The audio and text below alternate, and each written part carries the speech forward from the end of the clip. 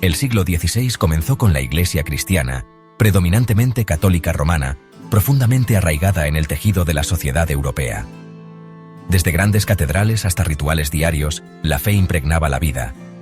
Sin embargo, bajo esta superficie de unidad, se cocían tensiones. Muchos criticaban la riqueza de la Iglesia y la corrupción percibida dentro de sus filas. La venta de indulgencias, destinadas a acortar el tiempo en el purgatorio, atrajo particular ira. Simultáneamente, el Renacimiento despertó un renovado interés en el aprendizaje clásico y el pensamiento individual, desafiando la autoridad tradicional. Fue en este clima de inquietud y curiosidad intelectual que se encendió la Reforma. En 1517, un monje alemán llamado Martín Lutero clavó sus 95 tesis en la puerta de la iglesia del castillo de Wittenberg. Este acto audaz no solo fue un llamado a la discusión académica, sino también un desafío directo a la autoridad de la Iglesia católica. Este acto, concebido como un debate académico, se convirtió en un pararrayos para la disidencia. Las ideas de Lutero comenzaron a cuestionar las prácticas y enseñanzas de la Iglesia, generando un fervor intelectual y espiritual. Los escritos de Lutero desafiaron la autoridad papal y enfatizaron la salvación solo a través de la fe, una contradicción directa de la doctrina de la Iglesia. Sus palabras resonaron profundamente en una Europa que estaba lista para el cambio. Sus ideas, impulsadas por la imprenta, se difundieron rápidamente por toda Europa. La tecnología de la imprenta permitió que sus escritos llegaran a una audiencia mucho más amplia de lo que hubiera sido posible anteriormente. El desafío de Lutero resonó con muchos que anhelaban una reforma religiosa. Las masas comenzaron a cuestionar la autoridad eclesiástica y a buscar una conexión más personal con su fe. Los príncipes vieron una oportunidad para liberarse del control de Roma, mientras que los plebeyos encontraron consuelo en el mensaje de Lutero de conexión individual con Dios. Este movimiento no solo fue religioso, sino también político y social. La Reforma protestante había comenzado, destrozando la ilusión de la unidad cristiana y marcando el comienzo de una era de agitación religiosa. Este periodo de cambio y conflicto transformaría para siempre el paisaje religioso y político de Europa. Las ideas de Lutero se extendieron rápidamente más allá de Alemania, encontrando terreno fértil en Suiza, Francia, Inglaterra y más allá. Reformadores como Ulrico Zwinglio en Zúrich y Juan Calvino en Ginebra establecieron sus propias interpretaciones del protestantismo. El calvinismo, con su énfasis en la predestinación y un estricto código moral, demostró ser particularmente influyente. Se extendió a Escocia bajo John Knox y más tarde moldeó el panorama religioso de la América colonial. La invención de la imprenta resultó fundamental en la difusión de estas nuevas ideas teológicas. Las Biblias y los panfletos, traducidos a las lenguas vernáculas, hicieron que los textos religiosos fueran accesibles a un público más amplio. Esto, a su vez, empoderó a las personas para interpretar las Escrituras por sí mismas, desafiando aún más el monopolio de la Iglesia sobre el conocimiento religioso. La rápida propagación del protestantismo desencadenó una violenta reacción. Las ideas de reforma se extendieron rápidamente a través de panfletos y sermones, desafiando la autoridad de la Iglesia católica y provocando una serie de conflictos. El Sacro Imperio Romano Germánico, un mosaico de territorios bajo el gobierno del emperador, se convirtió en un campo de batalla para el conflicto religioso. Las tensiones crecieron a medida que los príncipes y sus súbditos se dividían entre el catolicismo y el protestantismo. La Guerra de Esmalcalda, de 1546 a 1547, enfrentó a las fuerzas católicas contra los príncipes protestantes, demostrando las profundas divisiones dentro del imperio. Esta guerra fue solo el comienzo de una serie de conflictos que sacudirían Europa. La paz de Augsburgo en 1555 intentó sofocar los disturbios, otorgando a los príncipes el derecho a elegir el catolicismo o el luteranismo para sus territorios. Sin embargo, esta solución no abordó las tensiones subyacentes. Sin embargo, la paz resultó ser una tregua temporal. Las diferencias religiosas y políticas continuaron alimentando el conflicto, llevando a nuevas guerras y enfrentamientos. El calvinismo, con su énfasis en la predestinación y un estricto código moral, continuó extendiéndose, lo que inflamó aún más las tensiones. Las ideas calvinistas encontraron seguidores en toda Europa, desafiando tanto a católicos como a luteranos.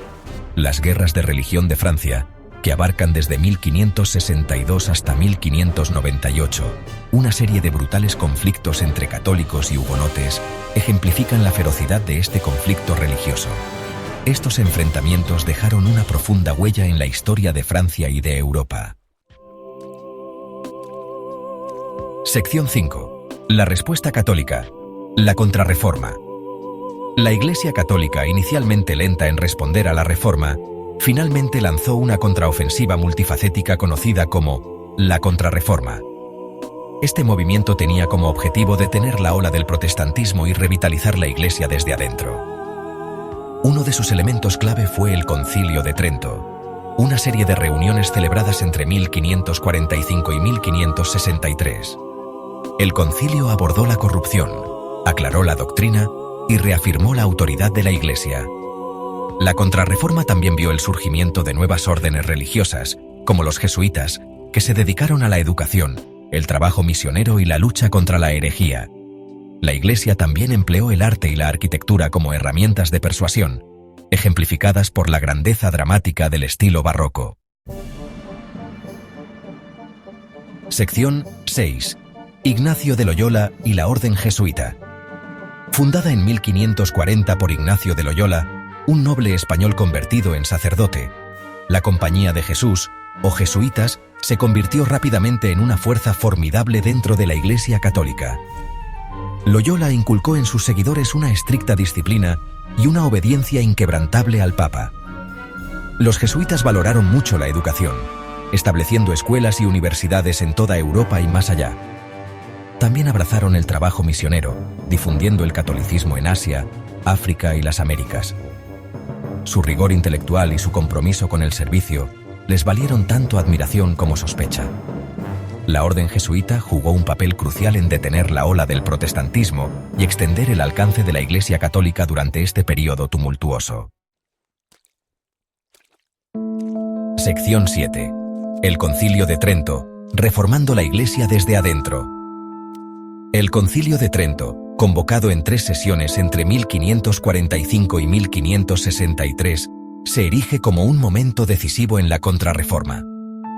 Este concilio no solo buscaba responder a las críticas protestantes, sino también revitalizar la fe católica y fortalecer la estructura eclesiástica. Obispos y teólogos se reunieron para abordar los desafíos planteados por el protestantismo y promulgar reformas dentro de la Iglesia. Las discusiones fueron intensas y abarcaron una amplia gama de temas teológicos y pastorales. El concilio reafirmó las doctrinas católicas centrales desafiadas por los protestantes, como la transubstanciación y la importancia, tanto de las escrituras como de la tradición. Además, se enfatizó la necesidad de una liturgia uniforme y la centralidad de los sacramentos en la vida cristiana. También abordó la corrupción dentro del clero, abogando por una disciplina más estricta y una mejor educación para los sacerdotes. Se establecieron seminarios para la formación adecuada de los futuros sacerdotes, asegurando así una mayor integridad y competencia en el ministerio. El Concilio de Trento tenía como objetivo unificar la Iglesia Católica contra la amenaza protestante. Se buscaba no solo una respuesta doctrinal, sino también una renovación espiritual y moral dentro de la Iglesia. Si bien no logró reconciliarse con los reformadores, sí marcó el comienzo de una era de renovación y consolidación dentro del catolicismo. Este periodo de reforma interna sentó las bases para una Iglesia más robusta y resiliente en los siglos venideros. Sección 8. El legado perdurable de la Reforma. La Reforma y la Contrarreforma tuvieron un impacto profundo y duradero en el cristianismo y la sociedad europea. Religiosamente, Europa se dividió permanentemente, con el protestantismo arraigándose en el norte y el catolicismo permaneciendo dominante en el sur. Los conflictos religiosos del siglo XVI también tuvieron consecuencias políticas significativas. La Paz de Westfalia en 1648, que puso fin a la Guerra de los 30 años, reconoció el principio de tolerancia religiosa, aunque dentro de ciertos límites. La Reforma también contribuyó al surgimiento de los Estados-nación, a medida que los gobernantes consolidaban el poder y afirmaban su independencia tanto del Sacro Imperio Romano Germánico como del Papado. Sección 9. Conclusión. Una fe transformada. El siglo XVI fue testigo de un periodo tumultuoso de agitación religiosa y política que reformuló el panorama del cristianismo. La Reforma protestante desafió la autoridad de la Iglesia católica y condujo al surgimiento de nuevas denominaciones. La Contrarreforma, a su vez, revitalizó la Iglesia católica y detuvo la ola del protestantismo. Los conflictos religiosos de esta era tuvieron consecuencias profundas y duraderas, moldeando no solo las creencias religiosas, sino también las estructuras políticas y los valores culturales. El legado del siglo XVI es un recordatorio del poder de las ideas para transformar las sociedades y la relevancia perdurable de la fe en un mundo cambiante.